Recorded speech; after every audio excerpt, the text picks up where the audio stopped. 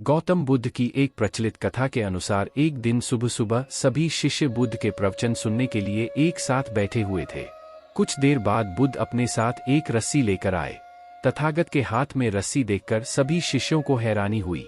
बुद्ध अपने आसन पर बैठे और उन्होंने रस्सी में एक के बाद एक 3 गांठ बांध दी। इसके बाद उन्होंने शिष्यों से पूछा कि क्या ये वही रस्सी है जो गांठ बांधने से पहले थी। इस प्रश्न के जवाब में एक शिष्य ने कहा कि तथागत, इसका उत्तर थोड़ा मुश्किल है। ये हमारे देखने के तरीके पर निर्भर करता है। एक तरह से तो रस्सी वही है, इसमें कोई बदलाव नहीं है। एक अन्य शिष्य ने कहा कि अब इसमें 3 गांठें लगी हुई हैं, जो कि पहले रस्सी में नहीं थी। इसे बदला हुआ भी कह सकते हैं।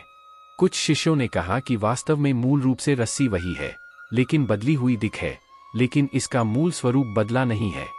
शिष्यों की बात सुनकर बुद्ध ने कहा कि आप सभी सही बोल रहे हैं। अब मैं इन गांठों को खोल देता हूं। ये बोलकर बुद्ध रस्सी के दोनों सिरों को खींचने लगे। बुद्ध ने पूछा कि क्या इस प्रकार रस्सी की गांठें खुल जाएंगी? सभी शिष्यों ने कहा कि नहीं, ऐसा करने से तो गांठें और ज्यादा कस जाएंगी। इन्हें खोलना और मुश्किल हो जाएगा।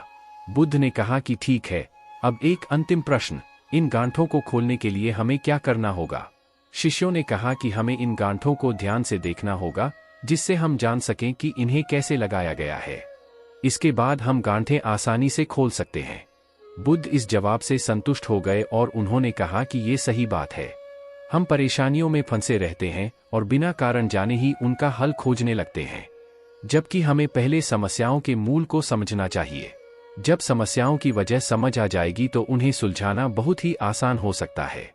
तो दोस्तों, आप सभी को इस कहानी से सीखें मिली होगी और मुझे उम्मीद है आप सभी को यह कहानी बहुत अच्छी लगी होगी। तो दोस्तों, आप सभी चैनल को सब्सक्राइब जरूर कर ले। मिलते हैं किसी और नई कहानी के साथ।